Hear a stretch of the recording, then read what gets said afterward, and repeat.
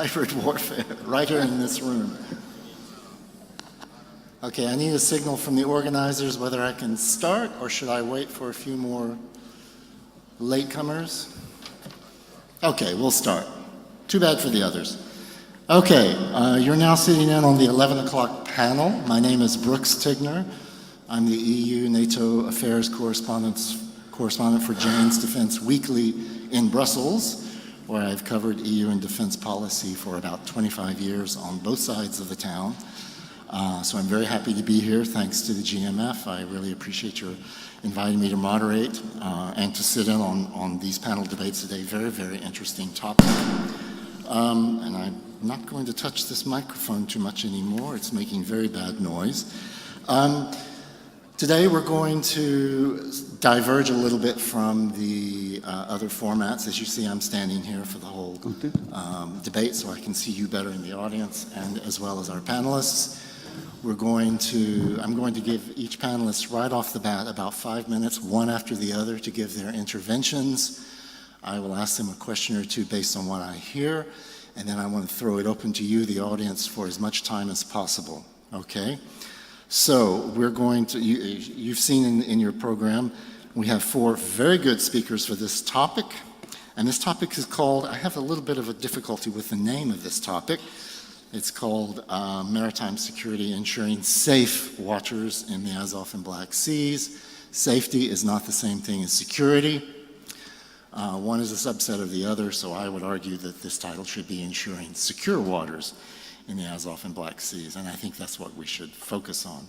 So today with us we have Rear Admiral Nancy Lacore, who's the head of the U.S. Sixth Fleet, Admiral Ihor Voronchenko, I hope I'm pronouncing that correctly, the commander of the Ukrainian Naval Forces, of course, Dr. John Manza, who's with operations at NATO headquarters in Brussels, and Dr. Hanna Shelest, who's editor-in-chief with Ukraine Analytica. I propose that we start first with Admiral Voronchenko, wherever he is. He's over there. And he's going to speak in Ukrainian, so you need, if you don't have these headphones, go to the back and get some now, okay? And the rest will be in English, and I think we should get started. So, General Voronchenko, the floor is yours. You have 5 minutes. Доброго дня всім. Я вибачаюсь. Генерал Годжес сказав дуже...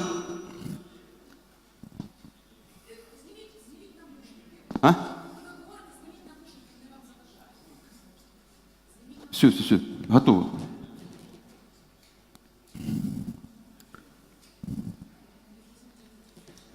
Отже, я дуже вдячний генералу Годжесу за підтримку наших військово-морських сил. Я мав змогу вчора спілкуватися з ним на цю тему безпеки в Чорноморському регіоні.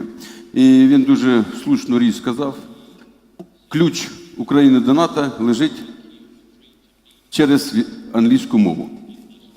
На жаль, я мав рівень, але за 15 років його втратив, тому що не було практики. І зараз буду доводити до вас українською.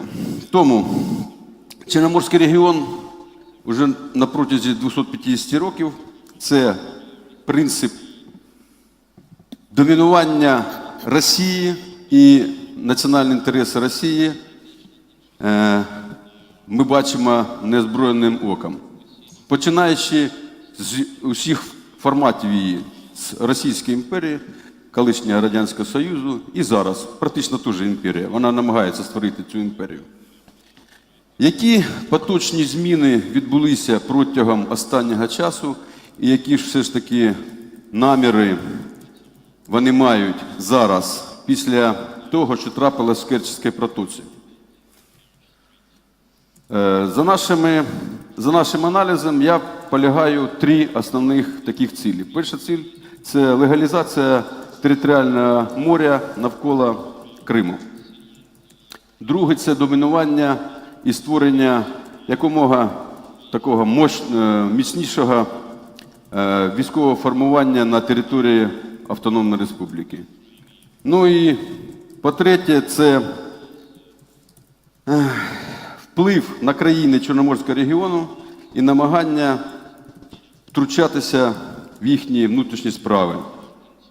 Щодо встановлення військового потенціалу, ми бачимо, як зростає міць Чорноморського флоту і того угрупування, яке дислокується в Криму. Насамперед, це носії крилатих ракет «Калібр». Зараз їх налічується, сумарний залп складає 86 одиниць корабельного складу. І до 2020 року, по нашим даним, вони будуть намагатися підвищити цей потенціал до 168 ракет в залпі. По-друге, це створення сильного угруповання в Азовському морі. Це 105 катерів-кораблів, які виконують завдання якоби щодо захисту їхніх кордонів, якого немає. Ми порахували, такої категорії немає і такого поняття, як щільність корабля на акваторію. Отже, щільність корабля в Азові складає 1 на 350 квадратних кілометрів. В Каспії щільність корабля російського складає 4,5 тисячі. Бачите, яка різниця. Але ж не страшний чорт, як його малюють. Росія завжди використовувала брудні методи шантажу, блефу. Що ми маємо? Вони доповідають удачний пуск двох останніх, удачний пуск калібрів з залпа 2 одиниці, але ми знаємо точно, що був тільки одна ракета зійшла, і та в ціль не попала. Але все кажуть, що добре. Бачили міцність ВМФ Росії, коли через води Середземного моря і потім через Ла-Манш проходив адмірал Кузнєцов. І нещодавно, буквально місяця 4 тому, як волокли новий буян через Босфор і Дарданели. Намагання тиснути на країни Чорноморського регіону – це підтверджено. Це ракові опухолі.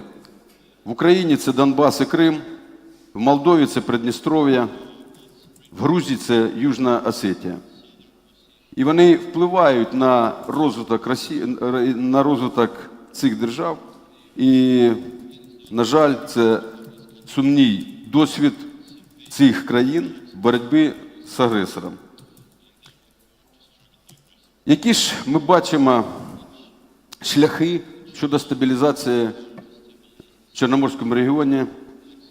Ну, насамперед, я дуже вдячний командуванню 6-го флоту, дуже вдячний командуванню Об'єднаних сил НАТО в Європі, командуванню військово-морських сил Сполучених Штатів Америки за ту підтримку. Я мав змогу зустрітися із командувачем одним, другим і третім, де вони підтримали Україну, і ми бачимо реальні кроки.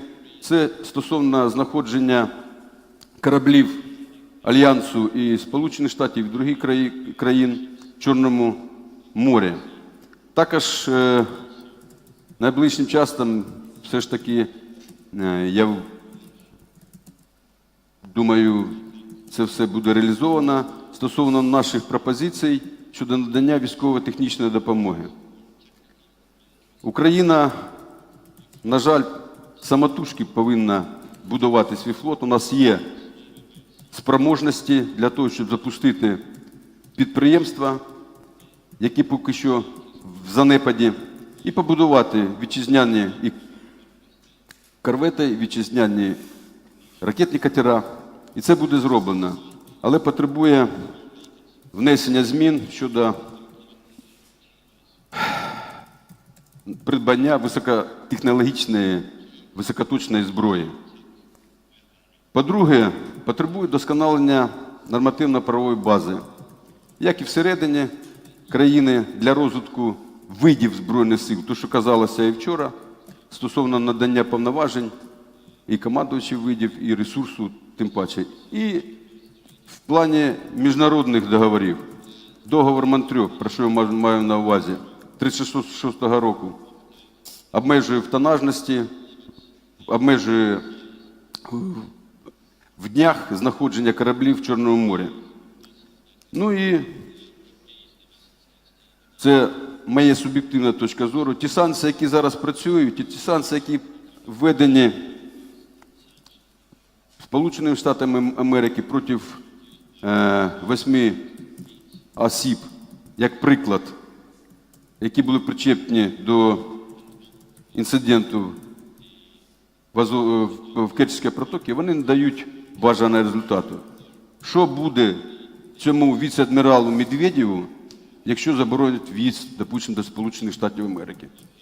Санкції повинні бути більш жорсткіші, щоб сама Росія отримала почуття страху. Росія боїться тільки силу. І Росія тільки розмовляє з тим, хто сильніше. З тим, хто слабіше, вона не розмовляє.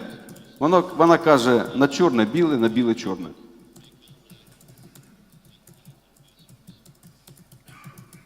Ну і збільшити, як я казав, потенціал інших країн Чорномор'я. Зараз військово-морські сили, що Болгарії, що Румунії, проводять відповідні заходи щодо збільшення свого корабельного складу. Туреччина має сильний флот, але Туреччина не зовсім поблажлива, як кажуть, відноситься до Росії. І ми бачили після інциденту з збиттям літака російського, отой накал, і після того зовсім інший розворот всіх відносин з Російською Федерацією. От, в принципі, коротенько, і я думаю, що у спілкуванні і при відповіді на питання я більш детально можу відповісти. Дякую. Thank you very much, Admiral. A very good overview of the problem. Let's switch over to English and to our next speaker. Admiral, the floor is yours. Thank you. I want to extend my personal thanks to the Foreign Ministry for Ukraine, as well as the German Marshall Fund and the Boumbourasfoundation for hosting this event today, and specifically for inviting the U.S. to participate. We value our relationship with Ukraine, and I'm honored to be here again. I also want to extend my own personal commendation to the Ukraine Navy for the resolve and resiliency that they've demonstrated in the wake of the Kerch Strait incident. I hope that your captive sailors are being treated well, and I hope for their quick release. So if you notice, the military portion of these panels is quite small, so it's just the two of us over the series of panels that we've seen, which I think just emphasizes the fact that maritime security is a much broader concern than just us. We're just a portion of it. Effective maritime security encompasses economic, political, societal, environmental factors, and we are just one small piece of it. It really requires a whole of society or a comprehensive approach to ensure that we've got effective maritime security that allows ordinary citizens to go about their daily lives. We want to ensure that we've got a free flow of commerce that allows economic prosperity in this region and freedom of seas for all nations who operate in the Black Sea. But maritime security is not guaranteed, and I think we all realize that, especially in light of that Kerch Strait incident in the fall. Security and stability of the Black Sea region is becoming increasingly unbalanced by unilateral actions taken by Russia. And although strongly condemned by a united international community, the illegal annexation of Crimea in 2014 and the subsequent actions of Russia have resulted in an increasingly contested and militarized maritime security environment here in the Black Sea. Russia's action in the Kerch Strait, coupled with a subsequent increase in Russian naval activity, conflicting maritime claims, and changes in the balance of power at sea, have come to define the core elements of the Russian maritime agenda in the Black Sea region. And that agenda negatively impacts Ukraine, the broader community of the Black Sea, and has significant global ramifications for the security and economic prosperity of all nations. In 2014, former NATO Secretary General Rasmussen called Russia's actions in Ukraine, quote, the greatest threat to European security since the end of the Cold War. And 5 years later, the buildup continues and shows no sign of stopping. Russia's illegal actions in the Kerch Strait last fall were both a warning and a wake-up call to the international community and demonstrated a clear disregard for international sovereignty, an unquestionable right of all nations. When states sponsor destabilizing activities and choose to disregard international maritime law, and global prosperity, stability, and security are all threatened. And I believe we're all feeling that. But in addition to their military buildup, we are also seeing an unprecedented use of hybrid warfare, new challenges to which we must all adapt and respond. The international community must stand united and focused on cooperation, a stark contrast to the unilateral and aggressive actions of Russia. The U.S. Navy is working both bilaterally and multilaterally in this area, and we maintain a routine presence in the Black Sea. We'll continue our regular participation in regional exercises, both large and small, that target improved interoperability, capability, and capacity with our Black Sea partners. Just a few days ago, or earlier this month, the Donald Cook exercised for the first time with 2 new Georgian cutters, excellent platforms that have significant capabilities. And then last week, the Cook exercised again with both the Bulgarian and the Turkish navies. The Cook, on the 26th of February, hosted the president, Voronchenko here, and members of his cabinet on board the ship as they pulled into Odesa. And at this meeting, U.S. and European diplomats highlighted the wide range of capabilities and international support for Ukraine's territorial sovereignty. The U.S. Navy also seeks to enhance the capabilities of our partner nations in this region by providing equipment, training, and support to enable Black Sea nations to patrol their neighborhood waters and to enhance regional stability. We support regional efforts at developing maritime awareness capability to enable the rapid detection of illegal activities. We'll continue our routine deployments into the Black Sea with ships and aircraft. Presence is important, and we recognize that, which is why we maintain about a 0.4 presence here, which means about 140 days last year, I think equivalent to what NATO had in the Black Sea. So pretty significant presence routinely in this area. And while we're here, not only are we providing presence and a show of strength, but it also gives us an opportunity to work and train with the regional navies while demonstrating our support for international law and international rules-based order. Ultimately, sustainable maritime security in the Black Sea and the Sea of Azov is a group effort. Countering Russia's illegal actions and ensuring safe water in this region requires a coordinated and cooperative multinational effort, which I'm sure the next speaker will talk to as well. U.S. Naval Forces Europe will continue to do its part, but regional stability demands that all nations of the Black Sea region work together to improve the maritime security.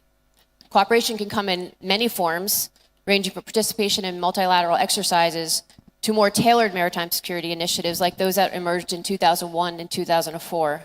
Multinational patrols send a strong signal of unity and strength in this area.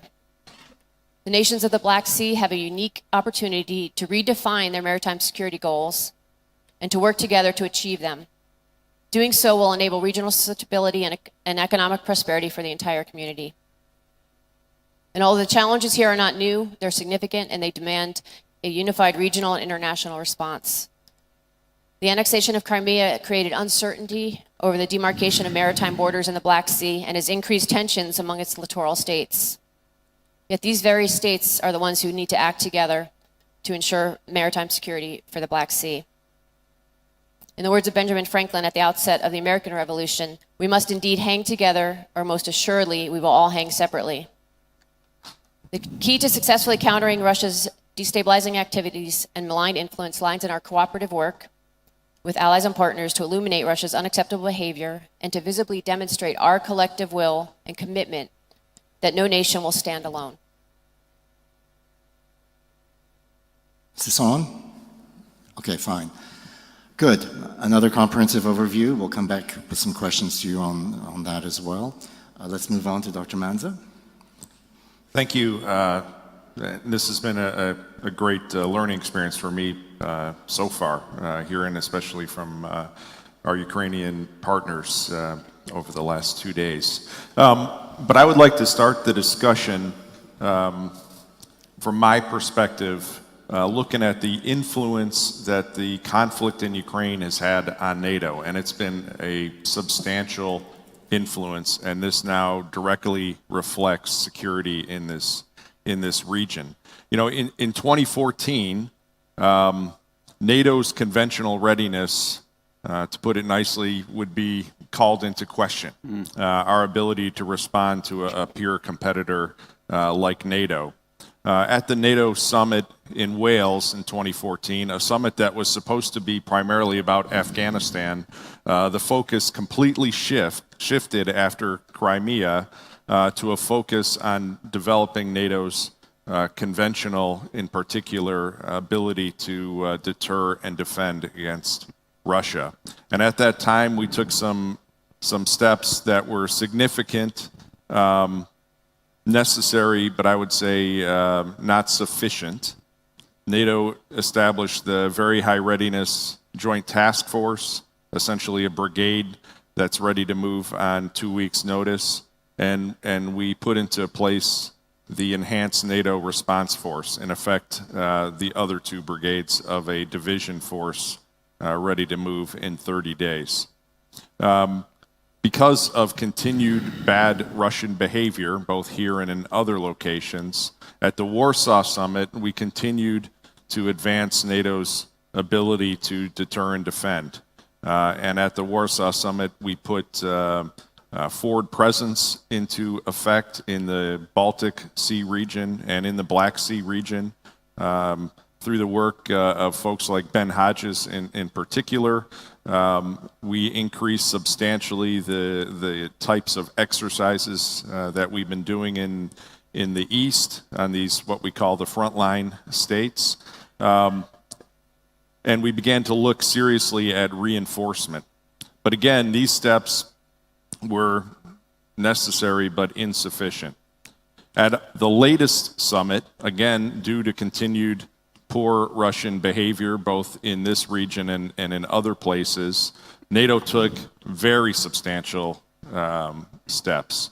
And this was an effort led by the United States, in particular by then Secretary Mattis, to put into effect the Readiness Initiative that we commonly call the 430s.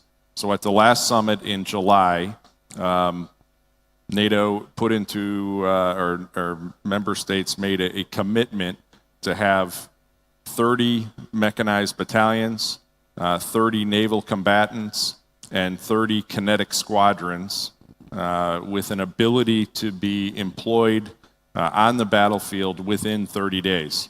And this is substantial. This is not ready to move in 30 days. This is ready to be employed in 30 days. Finally, in my mind, as a guy who's been very tough on allies about readiness, this is the sufficient step that provides NATO with a deterrence capability, not just along the eastern flank, but anywhere in the Euro-Atlantic zone where we can bring substantial forces to bear in the face of a direct threat, and again, not just by Russia, but by anybody in the Euro-Atlantic zone. And NATO, in addition to all these substantial actions that we've taken over the last few years, we're doing a lot in this region. In the Black Sea region, there are several dozen exercises that are planned for this year. As the Admiral said, we have a substantial naval presence, and this is increasing, and you will see this in the weeks and months ahead, more NATO naval presence in the region. But also, after the Sea of Azov, a renewed emphasis on what we're doing in particular in Bulgaria and Romania, and ensuring that allies are living up to their commitments that they've made there for air policing and exercising and ensuring that we have filled the forces the force requirements in those two countries in particular. And I got to say, Turkey, though, as General Hodges said, very busy on their southern flank, they are the anchor, in my mind, for virtually everything we're doing here in this region. They are a potent, not just naval force, but combined force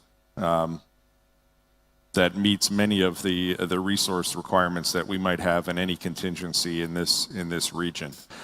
So, you know, we've made massive progress, in my mind, as an alliance that normally I would have to say is a bit slow to move. The threat provided by Russia has continued to energize the alliance to make significant steps, necessary steps, to deter and defend. But my question, perhaps, that I would throw back out to the audience is, are we truly deterring Russia in this region, in the Black Sea in particular?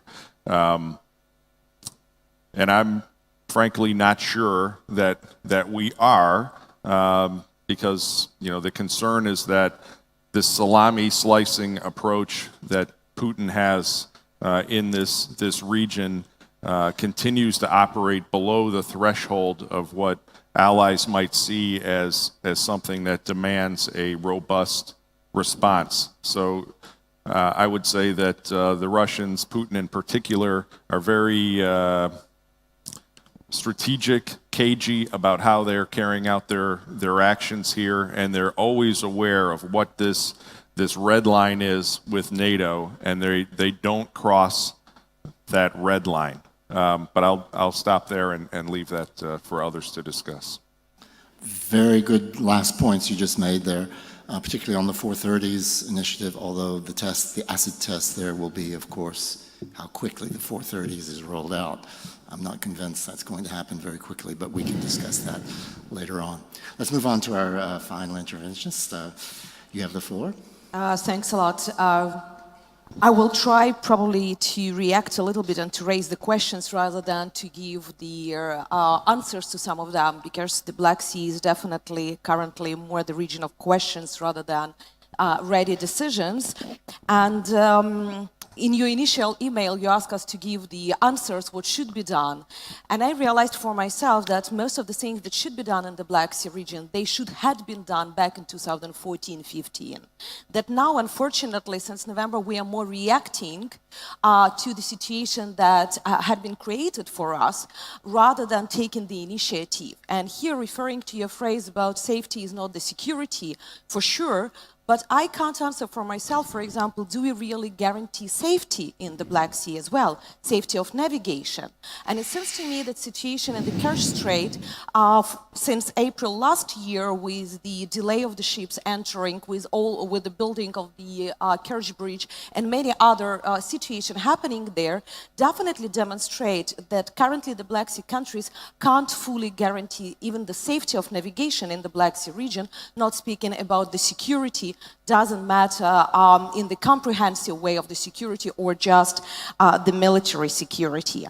The next point that is coming to my mind, that the events of November 2018 was not only, from my opinion, the attempt to legitimize the territorial water around Crimea, but it was also the testing for the different regimes and the reaction of the international community for the possibilities of other incidents or actions conducted on the north, for example, or let's say around Alaska, because there are a lot of very specific arrangements about the shared seas where Russia can be involved. As well, we can go to the Japan, for example.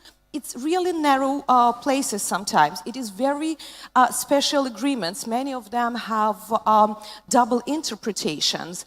And in Crimea, many of the actions and reactions of the international community could be tested by the Russian Federation. And here we are coming to the Montreal Convention that many during these 2 days are recollecting. And It seems to me that we have too much wishful thinking about this convention. And let's be honest, we started discussion about necessity to revise it back in 2008. And we are now trying to forget the reaction of Turkey back in 2008 after, or during, better to say, the Russian-Georgia war. For Turkey, it is a very sensitive document. It is sensitive in all meanings. It's not about Russia, it is about Turkey, first of all. So it seems to me, while we don't have really colorful and nice relations between Turkey and European Union, Turkey and the United States currently, it is difficult to say that Turkey will be even ready to sit and to discuss how to change not only outdated articles about tonnage of the ships, but also all other restrictions and possibilities that Montreal Convention can give to the littoral states. So here we should be a little bit more critical about our own wishes and possibilities, especially when we talk about such old documents as the Montreal Convention. But at the same time, let's be honest that back in 2014, NATO was completely not ready to any kind of the incident in the Black Sea.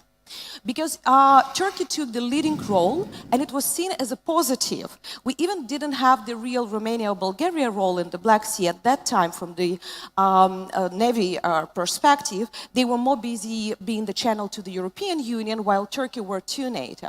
So as a result, 2014, it was lack of information and knowledge about what can be done in the Black Sea. It was better knowledge of Afghanistan than of the immediate borders. And what is now, 2014, 2019, we are still talking as experts that we need a NATO strategy. Can it be the separate document or just the vision inside? But it should be clear understanding, both by NATO member states and by the partners, what is the vision of the region by NATO? Is it really understanding of what are the threats, challenges, and possibilities of NATO, not of the littoral states or member states, but of NATO as an organization? And here I don't want to overestimate Romania and Bulgaria, that was told at the previous session, because let's be honest again and critical. Black Sea Fleet Initiative of Romania, the latest one, what was reaction of Bulgaria? Quite a negative. So if honestly, if two NATO member states could not agree about their policies here, can we speak about any real, let's say, for them being a provider of any kind of the, not information, but the vision in Brussels? It should be more comprehensive and complex, probably, vision, because those initiatives that we had, Black Sea Harmony and Black Sea 4, definitely are dead initiatives as for now. We are not talking about them, so in case we are searching for the new multilateral initiatives, we should understand what even the littoral states think about them. And here I come to the next point, is definitely what can we do, or at least on the certain issues, what can we do? First of all, is definitely to make the Black Sea constantly present at the agenda, on the agenda of the international negotiations talking about the security as the region, not just as separately Ukraine or separately Kerch Strait or any other, but as a Black Sea. The second, to understand for ourselves, do we speak just about the Black Sea basin, or we are speaking about the Black Sea Mediterranean? Because a lot of policies, if we see how Russia, for example, making a build-up, military build-up in Crimea, for my opinion, it's not only for the Black Sea, it is definitely with a clear projection to a wider region. And it's not only Syria, but more complicated and a little bit wider. So that is important also for us, how we evaluate our options there. Then, even that I don't like the word hybrid warfare, it seems to me that we overuse it sometimes. But at the same time, if we go to the drills and trainings that we currently have in the Black Sea region, and there are a lot, why we don't include real hybrid threats? For example, if we go for the things like cyber component, or the component of not general information warfare, but small example, SMS sent to all sailors on the ship, with the provoking information about what is happening on the land, and at the same time with cutting of communications. That is a realistic scenarios because we had this massive SMS being sent to Ukrainian soldiers in Donbass. So such operations were tested already. So why we are not testing these scenarios in the more problematic environment when you're on the ship, when you're with the less communication possibilities that you can have over there. And the last word to conclude with it, we can't evaluate resilience. We still don't have real indicators, even that NATO has certain set in your policies, but as a concept of resilience, what it is, we are still struggling with it. But it seems to me that when we are talking about the Black Sea and the maritime security, we are not paying enough attention yet to this word resilience and what really can be done under the resilience component within the maritime security in the Black Sea. Thank you. Well, I gave you each 10 minutes because I think you all made some very good points there. So that still leaves us sufficient time for Q&A. I'm going to ask you each a quick question, and I'll start with you, Admiral Voronchenko. First of all, do you agree with Dr. Shelest's assessment that Russia is using Crimea to project power beyond the Black Sea? And secondly, a very concrete question, what are the most important new naval assets you think you need?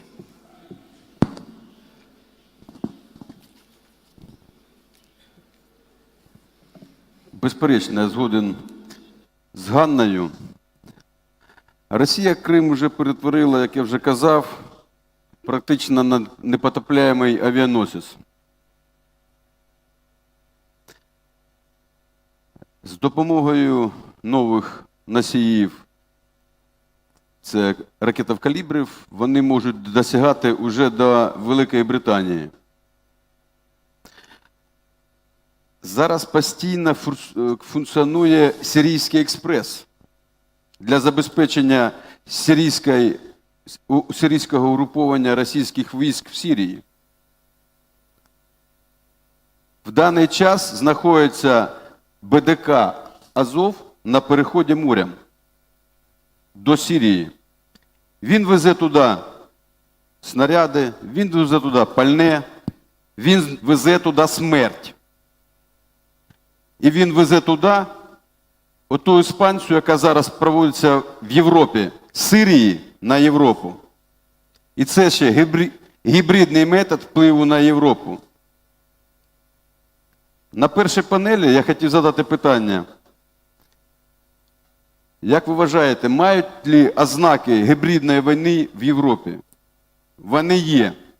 Ті країни, які полюбляють Росію, які ублажають Росії, там все тиш і блаж. А ті країни, які висловлюють свою позицію щодо неправомірних дій агресора, ми бачимо, що зараз во Франції твориться. Ми бачимо, що були заворушення в інших країнах і масове переселення в Сирії йде. Це гібридні виклики для Європи з боку Росії. І Крим – це як трамплін своєобразний. Забезпечення Сирійського експресу проводить Чорноморський флот і проводить зафрактовані суда. Із баз Чорноморського флоту виходять на бойову службу в Середземне море кораблі.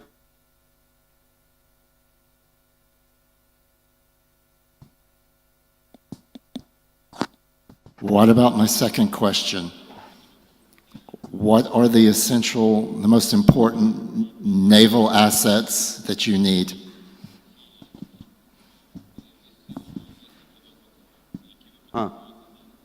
Як казав вже в своїй доповіді, безперечно, ми потребуємо високотехнологічної зброї, та, яка відповідала б вимогам сьогодення і на крок була попереду російської зброї. Вона така зброя є. Зброя така є в партнерах. І ці питання всі ці були опрацьовані. І в цьому місяці я впевнений, що деякий прогрес піде. Україна зараз і оборонний комплекс проводить випробування і крилатих ракет, проводить уже випробування і станцій нових радіолокаційних. І я впевнений, що ми доб'ємося успіху в розвитку військово-морських сил. Ми створили стратегію розвитку до 2035 року, там, де є 3 етапи і пріоритети. Основні фактори, які ми поклали в цю стратегію, це фактор часу і ресурсний фактор. Якомога менше вкласти, але по етапам досягти спроможностей в подальшому відбитті агресії з морського напрямку. Thank you, Admiral. Moving on. Rear Admiral Lacore, you said earlier that NATO has stepped up radically its patrolling of the Black Sea, and along with the U.S. fleet as well, 120 days or so, I think, in the last year. That's a lot, but is that enough to act as deterrence? And perhaps even more importantly, a force is only effective from a deterrent point of view if there is the willingness to use it. So you find you've got ships there for 120 days out of the year. Would they be applied if there was an incident? You probably don't want to answer that question, but I think people in the audience would like to know. It's fine to have all those strong assets in the sea, air, and in the sea, but to what point? Thank you. Well, yeah, I probably do not want to answer that question. But I had to ask it. But our ships, I mean, we always are prepared to do what's necessary, but it doesn't come down to always the tactical level commander in making those decisions. I know there's a lot going on, and we'd certainly be prepared at that level to respond, but I can't say that exactly what we do until we know exactly what's happening. Okay, let me turn the question around. A question to you and Dr. Manza. Spring is coming. I imagine there's going to be quite beautiful weather and flowers around the Azov Sea. Might be a nice time to make a naval visit to Mariupol. Is that in the cards? Well, for operational security reasons, we are not able to discuss where our ships are going and when they're going to be there. Dr. Manza, what about NATO? Couldn't NATO pay a friendly naval visit inside the Azov Sea? You don't need Russia's permission for that, do you? Or tell us why, maybe turn the question around, why should NATO and U.S. not pay a visit inside the Azov Sea? Well, as you know, maybe just bring up 2 points. One, NATO does everything on consensus. So any decision about what assets are in the Black Sea and the activities we carry out here are carried out by 29 allies currently. And if any one of those allies does not want to carry out or see NATO carry out that activity, it will not go on. And, you know, what this reflects, though, and it's been mentioned previously, is, you know, there are various interpretations of the threat of Russia amongst the alliance, obviously. And there are nations who press very hard for the alliance to do more in this region, and there are allies who are very reluctant to see NATO do more in this region. And trying to balance that, especially in a consensus-based organization, is quite difficult. So that's a long way of saying we do what allies tell us to do. That comes back to her earlier point, though, about does NATO have a coherent strategy for the Black Sea? That would suggest it doesn't. But, you know, that's my job as a journalist to make critical comments. Dr. Shelest, what do you think the chances are of getting Romania, Bulgaria, Turkey, and the other players around there to work closely and in a coherent fashion with Ukraine and Georgia? Those 3 allies have very diverse economic, political, and military interests. I've watched Black Sea conferences for years in the previous 2 decades try and get them together. They couldn't even agree on a common economic plan for the Black Sea. Is there any hope that they're going to work together to confront this new threat in the Black Sea? Yes and no. And it is not the Odesa reply, but it is reality because you reminded how it had been happening before. And definitely, unfortunately, we have very different, not only economic situation in them, but also different vision for the Black Sea region. For example, Bulgaria for many years perceived themselves more as the Balkan states rather than Black Sea states, and we had very low profile of the activities. It can be good cooperation with the neighboring states, but not projecting themselves as part of the Black Sea. And unfortunately, with the current development of the Bulgarian-Russian relations, which are not stable, if we can say it. I don't believe that we can see the greater role for Bulgaria as for the Black Sea policy now. Romania is definitely changing, and we see it since 2010 that Romania would like to have more initiatives here. However, as for me, it is always the question of the competition for the regional leadership, and also competition for being the main channel of communication with Brussels, rather within the EU or within NATO. So here, unfortunately, we see that it is a certain point of the functional cooperation that is possible. We see it. We see currently more and more ability to formulate certain policies. But I don't envisage that we can see any new initiatives like Black Sea for a Black Sea Harmony in the near future. And the reason definitely that some of the countries believe that without Russian Federation, you can't speak about the regional initiatives, that none of them will work. It's not only that Russia has quite a significant shore, but also that they will not be effective. So in this case, why to invest in this? And better to invest in either bilateral cooperation that is increasing, or in cooperation under the NATO umbrella or under the European Union umbrella, so to have the greater support of the organizations and their capacities. Okay, very good. Admiral, you wanted to come in? Щодо військового аспекту в цьому напрямку, я скажу одне, що в вересні місяці у нас була зустріч в Неаполі, в штабі НАТО, командувач Чорноморського регіону, за винятком російського. Ми маємо дуже тісні і дружні стосунки, і ми вже деякі кроки цього плану почали виконувати. Двостороннє навчання з Румунією, і будемо також продовжувати спільні дії. Thank you. One last question I'll pose, and then I want to throw it open to you there in the audience. Dr. Manza, NATO has its trust funds for Ukraine. I'm not sure if that falls within your remit or not, but if it does, perhaps you could tell us very briefly where this is going. Does it need to be expanded? Does it need more resources, or is it moving along at a pace that's acceptable or not? So I literally just inherited yesterday the capacity building responsibilities for Ukraine and for all of NATO's partners. So this conference is one of the first steps in developing the relationship and starting to devise our strategy.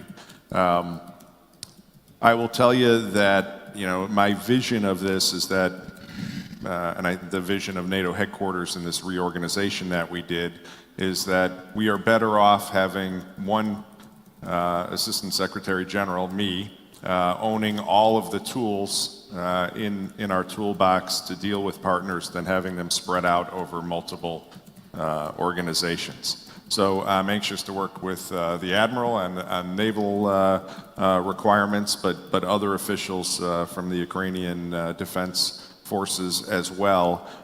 So trust funds are one piece of that.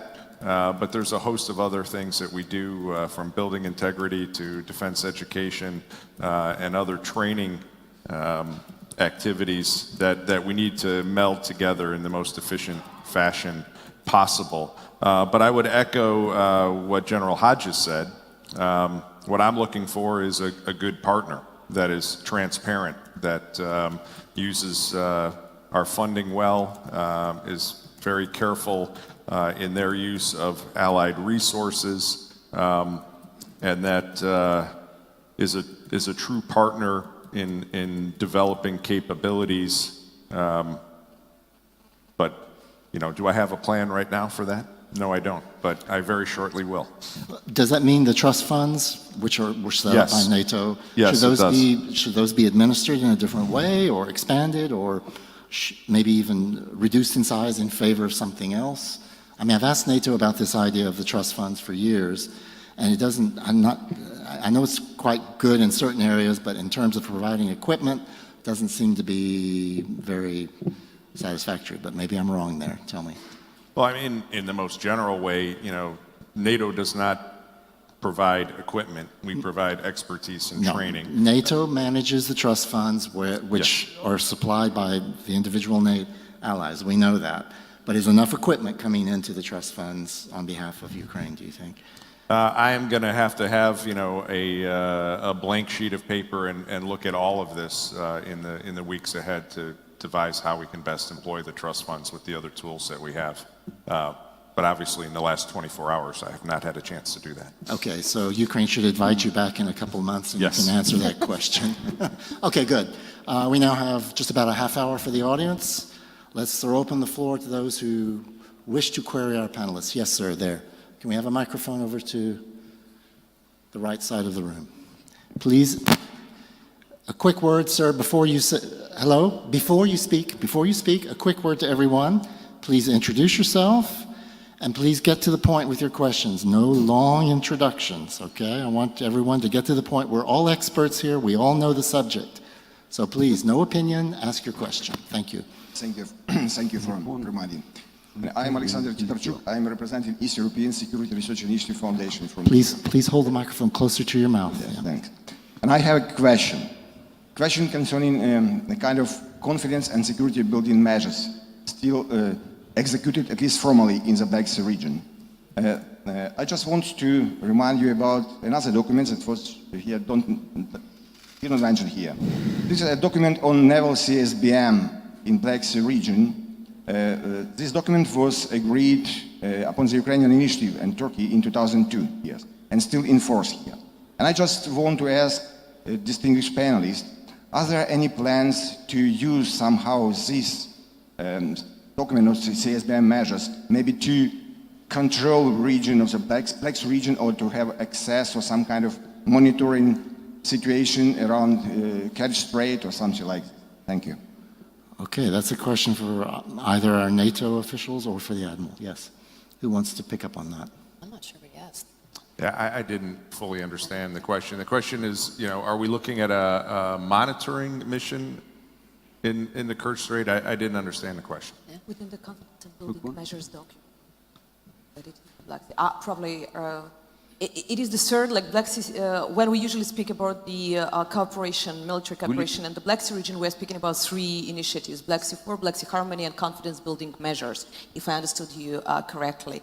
But this document never really worked as we wanted. From the very beginning, there were problems with that document, and very seldom we even remember about it when we are talking about the military security and cooperation in the Black Sea region.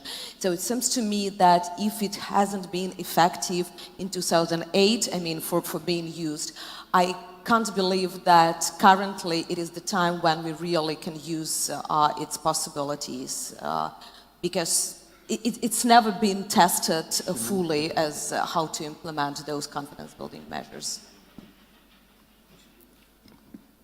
Okay, one gentleman behind you, then I come to you. Yes, sir. Please introduce yourself and ask your question. Доброго дня. Петро Євдокімов, громадське формування. Безпека регіону складається з безпеки кожної людини і військовослужбовців в тому числі. Питання адміралу. Які будуть заходи прийняті ближчим часом для визволення ваших підлеглих? І питання для інших. Скажіть, будь ласка, як робиться в інших странах, якщо відбуваються такі події? Не може бути, що це перший раз. Дякую. Розуміло? Да. Дуже дякую за запитання. Насамперед, вже ви знаєте, скільки зроблено і на державному рівні, дипломатичному рівні, і те, що я казав, вже введені санкції проти тих посадовців, які приймали рішення на відкриття вогню проти наших кораблів. Мені дуже сумно, що зараз вони знаходяться там, Тому що я 4 дні те ж саме був тільки в Севастополі, в заточенні, в камері одиночній. Знаю, що таке російська буцугарня, і який захід вони впливають, вплив, який йде зараз на них. Як ви знаєте, термін закінчується 25 квітня. За моїми даними, всі слідчі дії вже завершені, і вони будуть намагатися їх все ж таки осудити. Я не знаю, що в голові царя Росії. Все залежить від одної людини. Він нехтує всім цивілізованим. Він живе ще в 18 столітті за Катериною II, за поняттями. Треба нам робити все, щоб світ ширше відкрив очі на всі ці безлади, які творить Російська Федерація. Що в нього в голові, я не знаю, ніхто в цьому залі і взагалі в світі те саме не знає. Але держава, президент, ми всіляко робимо все для того, щоб якомога швидше вони були визволені. I believe you had microphone. Питання для усіх. Як в інших странах таки відбувається, якщо трапляються такі події? Військовослужбовці. Все ж буває в інших странах.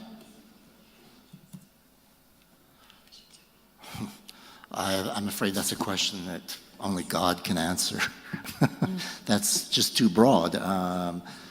It seems to me you might be seeking some kind of military confrontation. There's nothing possible there, or a legal lawsuit, but I'm not sure that anyone can really answer that question. Well, I mean, certainly when we engage with the Russians in the NATO-Russia Council, this is It comes up. continuously brought up along Yeah. with many other issues regarding Ukraine, and this has been added onto that list of bad Russian behavior. But the Russians, it's a blank wall, isn't it, within the You know, we council? try to use all the elements of power. Right, right. Bruno, you had a question. Yes, can we have the microphone up here at the front, please?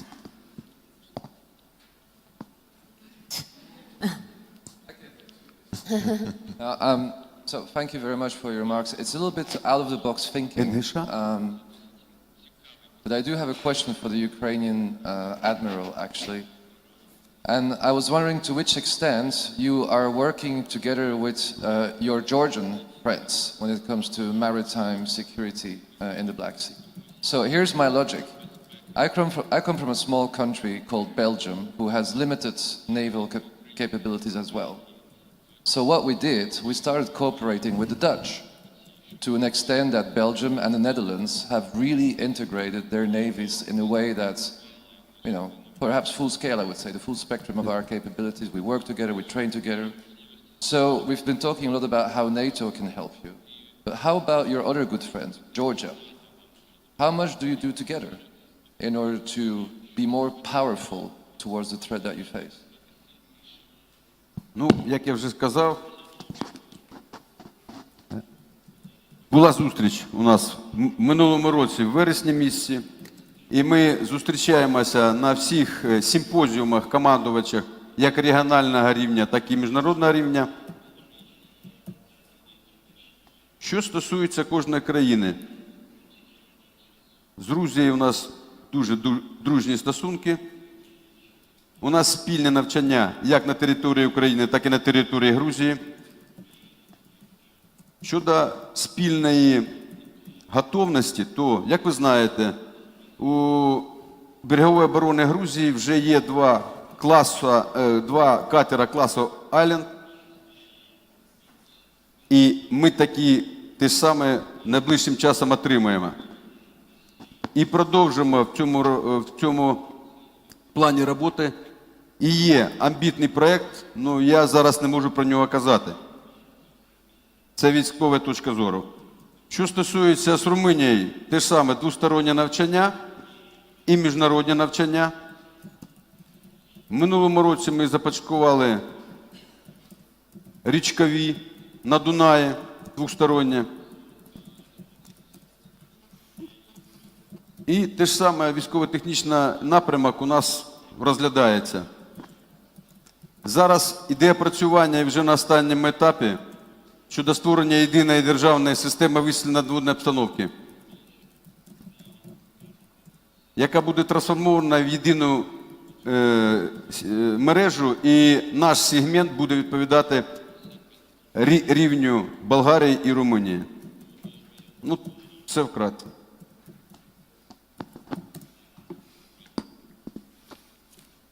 Question? Yes, gentleman at the very back. Please identify yourself.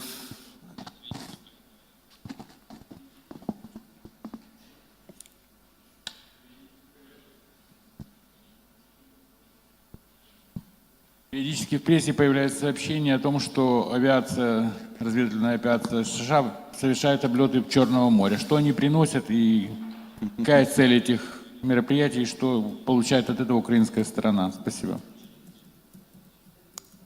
Спасибо. Пивуть. I'm afraid that's for you. So anything that the United States is doing currently has been in the plans for quite a while, and we're just executing normal operations in the Black Sea. Short and sweet answer. I've got one. I'd like to build on what we heard Minister Klimkin say yesterday, where he called for a sort of integrated network of either drones or satellites or whatever to detect, for example, ships in the Black Sea that have turned off their AIS, their automatic identification signal, and or other military activity in the region by Russia or whomever. A question to any of you. How feasible is this idea politically? And I wasn't sure whether he meant something only for Ukraine or a wider Black Sea friendly network. How feasible is that? And secondly, assuming you did put this kind of system in place, what would you do with the intelligence you gathered? Would you keep it secret for strategic analysis, or would you release it to the public in order precisely to shine a light on what Russia is doing? I'll take that at first. So yeah, I think it's very feasible. And that's something that the United States is a big proponent of, and something you don't hear talked about, because it's not the tactical stuff that everyone's comfortable with, and the strategic stuff that's very sexy and political. It's right in the middle. It's the operational level of war. And that's something that we do very well, and we're trying to do here with the maritime domain awareness. And then we'll, of course, have to, I think, assist in probably some of the training that's involved to operate a maritime operations center. But Maritime Operations Center for the region or just for Ukraine? well, I think, well, we're assisting Ukraine with theirs, but I think the goal is that there will be, multiples that all talk. We can point to the Gulf of Guinea region of Africa as I think one of our successes, and all those countries, all those nations now have Maritime Operations Center that work together, and there is information sharing. Whether they're releasing the information to the public, I don't know, but they're sharing information amongst themselves, which helps them prosecute illegal actions in the Gulf of Guinea pretty rapidly. But that's my point. Shouldn't there be, if you do put this together, shouldn't there also be a public aspect to it?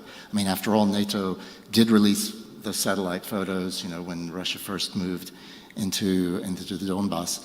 So if indeed there are these kind of violations at sea, wouldn't it be a good thing to use those assets to feed that to the press and to the NGOs and to the world to show this is what Russia is doing right now in real time? Well, I think that's a decision that happens above this level. I think that's a political decision on whether or not we want to share that type of information. Fair enough, but would it be a good idea?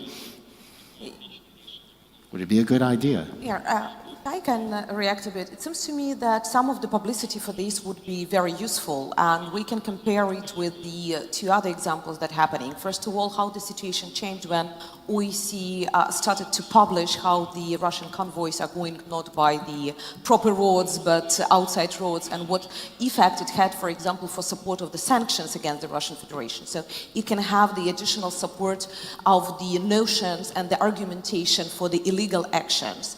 So in this case, when you not just tell that it is violation, but when you demonstrate certain evidences that are understandable for the public, you can gain the support both of politicians and of the public. And the second is definitely what is happening with the ships coming to the Crimea, commercial vessels. There were a lot of violations, and Ukraine had been struggling for a long time how to make them being either arrested or any other sanctions against these ships.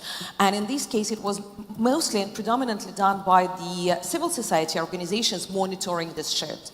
When we would have the additional support of this information, not only from certain, let's say, agents of the NGOs who can monitor it with the open sources, but also with some additional technical, first of all, capabilities, it can have the accumulative effect as well, again, for the punishing, because it seems to me that naming and blaming is becoming more and more important. We saw it with the Skripal case, how the naming and blaming had a real effect, but only when you can prove it with the data. Here it is the best way to prove the cases.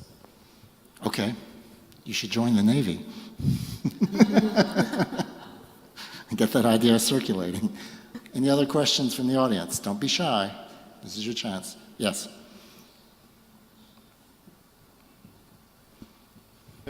Burçin Gönelli from Turkish Ministry of Foreign Affairs.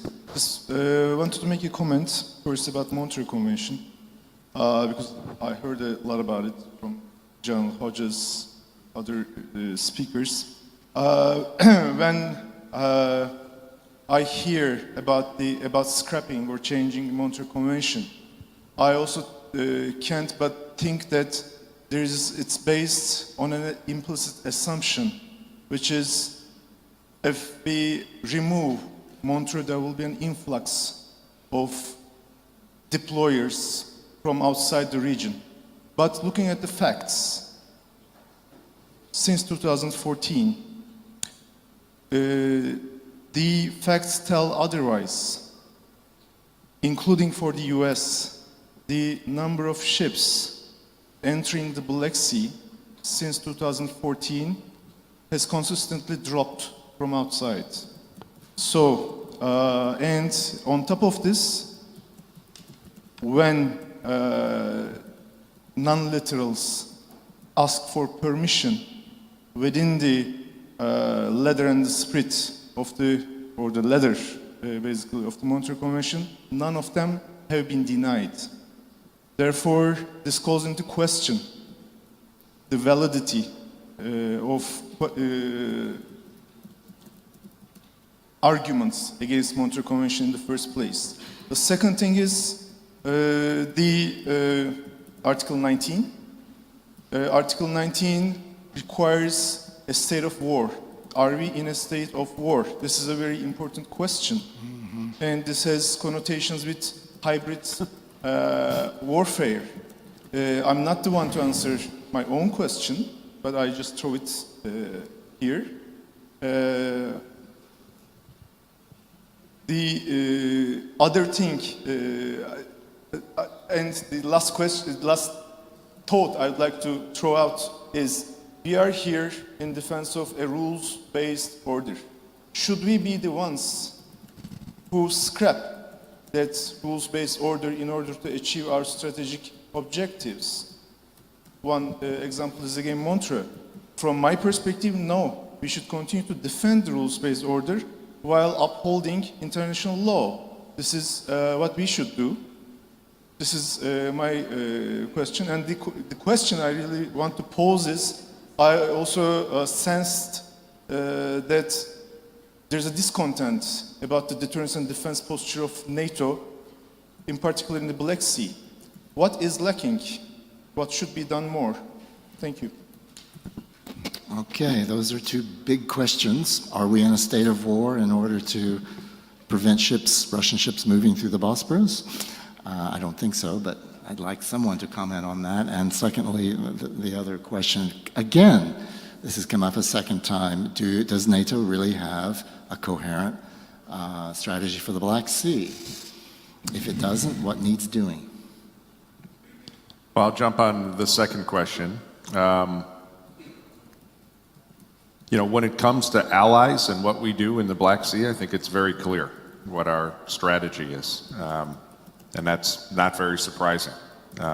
We prepare absolutely for the defense of alliance territory, all allies, and we've taken, as I said earlier, several major steps to increase our capabilities to defend alliance territory. You know, perhaps the good news for Ukraine and Georgia is that those efforts to defend alliance territory also spill over to Black Sea security as well. You know, what should we do more? I'm anxious, again, to work with colleagues in both Ukraine and Georgia to maximize our ability to strengthen their security institutions and capabilities all the way down from strategic to the tactical levels. So we need to focus our efforts there to make sure that they are as resilient as possible in the face of any Russian aggression. Well, that seems close to a strategy, but I think when folks pose this question, what is the Black Sea strategy of NATO, they're thinking perhaps beyond, unfairly from your point of view, they're thinking beyond just the strict territory of the Allies. So if you say, okay, there's a spillover effect, is that enough as a strategy for the region as a whole? I mean, they're not allies, I agree, but this is what the other countries want to hear from NATO. To what extent would that spillover effect, if there is one, really extend to Georgia? Would it? But this is the the question that you've brought up. I mean, I can't predict what allies would do or not do in the face of further aggression by Russia in this region. It's absolutely clear what allies will do in defense of alliance territory, but as soon as you leave that territory, you're in a gray zone of political decision making, and it's impossible for me to predict what the Council would decide at a time of crisis. Do you have any comment on that? No, the only comment is about the Montreal Convention, that nobody is doubting that we need this convention. The question is that it is outdated, that probably we need revision, both from the certain technical elements, because definitely in 1936, the capabilities of navies and even of the commercial ships were completely different. So we can't evaluate the current ships by their capabilities back in 1936. And the second is definitely to consider the new waves of the warfare happening, because less and less wars are announced, and that is to your question, are we in the state of war or not? We are not announcing the war as we used to. Yeah, it is sometimes even not the clear date when the war starts. And the problem is what to do if the international community accepts it as an act of aggression, but the aggressor doesn't. Are we in the state of war or not? And in this case, we can start doubting all conventions, not only Montreal Convention, but the Geneva Convention as well. Because in the Geneva Convention, everything is stating about the countries in war, predominantly with some nuances. In this case, are we in the spirit of law, or are we in each of the latter? Because if we evaluate the current, especially Montreal Convention, only by the letters, we are not only restricting ourselves, but we are starting to manipulate by those positive elements that were included in this convention when it was signed. Admiral Voronchenko, you want to come in? Ви праві. Все полягає в папірці. Но 14 рік. Завтра буде 5-та річниця, коли зник кримський татарин Ахметов з Майдана Леніна в Сімферополі, і потім його тіло знайшли в Білогорську. До речі, чи ваші родичі, кримські татари? І ви кажете, що війни немає. Я бачив цих зелених чоловічків, коли мене блокували всі мої військові частини в Криму. У 2003 році я був учасником конфлікту довкола острова Тузла. Ну а в 2014 році, при виконанні завдання в Луганській області, мене накривали градами реактивними системами залпового вогню з території Росії. Війна немає на папері, а війна реальна є.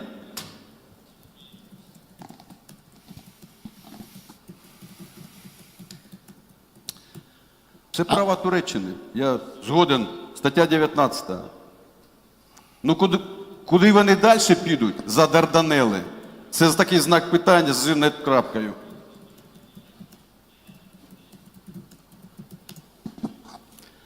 We're coming gradually to the end of our session. Before I ask my questions, anyone in the audience? Yes, please. I urge again, please identify yourself before you ask your question. Please don't forget to do that. Sure, Volodymyr Dubovik from Odesa Meshnikov University. One question for John Manza. I think it's very interesting what you talked about, the consensus building. That's a difficult thing to do. I mean, obviously you're in charge of operations, not of policy planning or something. But why do you think it feels at least, maybe I'm wrong, that there was easier to build a consensus around what Alliance is doing in the Baltic region comparing to what is being done in the Black Sea region here? Or what is, if you look at this analogy or parallel or something, make a comparative analysis, it seems like more or less most member nations in the Alliance agree about what needs to be done there, but not here somehow. What's the difference there? Yeah, and for Hanna, Shelest, thank you so much. In the light of a discussion on the Montreux Convention, which I also agree with you, it's archaic, it's outdated, it definitely belongs to the entirely different era in the history of international relations, but okay, I mean, do you feel that we can find and others, the Ukrainians and others, the arguments convincing enough or compelling enough for our Turkish friends to ever go into that territory of maybe revisiting, modernizing, modifying some of the conditions, some of the points in that convention? Thank you. Well, those are two very peppery questions. First one is especially good. Again, that brings us back to Black Sea. So indeed, who would like to answer that? Why does NATO seem to have moved more quickly and more cogently in the Baltic region than in the Black Sea region? Well, I think it was, well, first of all, going back to, as I described before, Wales to Warsaw to the Brussels summit, there was not consensus after Wales for what to do in the Black Sea. There were folks pushing for it, like Ben Hodges and others, but it was continued Russian bad behavior that led to consensus. And not to sound in any way flippant about it, it was easier in the Baltic Sea because there's a lineup of NATO allies there, and that makes a significant difference. Also, the two partners in the Black Sea, Finland and Sweden, have really also felt the threat from Russia, so they jumped right in to join in. So. You know, and you saw that on Trident Juncture last fall. 50,000 NATO troops and Finland and Sweden offering up their territory. So it is it's more black and white in the Baltic than it is in the Black Sea. And you know, it's complicated here by the fact that we're, you know, looking at a threat from Russia, and I'm totally with the Admiral here, at war with Ukraine, but not a member state, and you know, with Georgia as well, their actions there. But this, you know, clearly shows the difference between that line of allies and partners. And I know that's probably a horrible realpolitik thing to say to our Ukrainian friends, but that line is absolutely critical for the alliance. We don't really talk about very much what we would do beyond that line because we don't ever want to show that the line is in question. That if a single Russian soldier steps into alliance territory, we know exactly what we will do, and we have plans to expel them if they were to do that. But it is different when you're talking about partners. Let me build on that, though. The Baltic versus Black Sea area denial. NATO has to be looking at this in both regions. Is the scale substantially different for area denial, building up area denial, access denial for those two regions, or is it because the Baltics is much smaller, it's easier to do, and they're missing some assets there too? Let's be honest. It's a difficult problem in both areas, and I think, as the Admiral very nicely said, Crimea is an unsinkable aircraft carrier that can house all these capabilities. But Kaliningrad is there too, huh? No, absolutely. So I think the two compare very, very well. And when you look, down the eastern flank of the alliance, from Kaliningrad to Crimea and now to Syria, you see these overlapping bands of access denial that On Russia's side, you mean? Yeah. yes, Yeah. that are something the alliance needs to practice and be prepared to defeat. What about the use of the Allied ground surveillance in the future? Should they be flying semi-permanently over the Black Sea? That's an operational question. Over the Black Sea region? Is that in the planning? You probably won't say, but I'll ask it anyway. We have a host of reconnaissance assets that we can employ anywhere that allies decide. Aside from the AGS, you mean? AGS, amongst others, that's right. Okay, fair enough. Yes? You mean the other question on the convention? Yeah. Very quickly, in the beginning I said that we should be critical in our wishes and be sensitive to the position of Turkey. So I started my criticism of Montreux Convention with this phrase, because definitely both 2008, or better say, first of all, 2008 demonstrated clearly how sensitive and how Turkey preferred to be very passionate about the letter of the document rather than spirit, when the US vessel with a bigger tonnage and humanitarian aid on board was not allowed to enter, but was made to divide these humanitarian aid into two vessels, and only later they entered the Black Sea. So, considering the current political situation and relations of Turkey with other partners involved, it's not Ukraine or Georgia. Unfortunately, we need a greater consensus, at least of those who signed Montreux Convention, because definitely it should be a position of United Kingdom, of France, of the Black Sea countries who are after the Soviet Union, of former Yugoslavia, and here it is the question of all former Yugoslav or just of Belgrade Agreement, of Japan. Let's not forget that Japan was among those who signed. So that is much more complicated issue, it seems to me, and only if we would have the joint position of other signature countries, probably it can be then initiated negotiations with Turkey. But to push Turkey to think about it, it is important, because it should be their agreement that nobody is attacking their rights and privileges under this Montreux Convention, but it is just a time to think further and how Navy and navigation and everything will be developed and how we can improve it.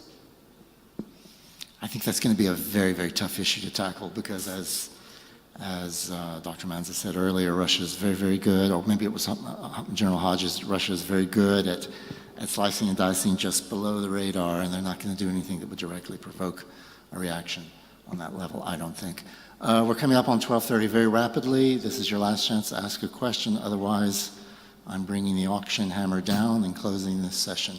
Okay? I want to thank all four of our speakers. Very, very good question and answer.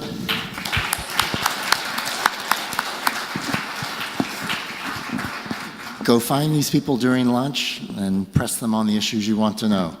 We're now breaking for lunch, 1 hour. We'll see you all back here at what, 1:30, is it? Yeah, at 1:30 for the next session. Thank you very much.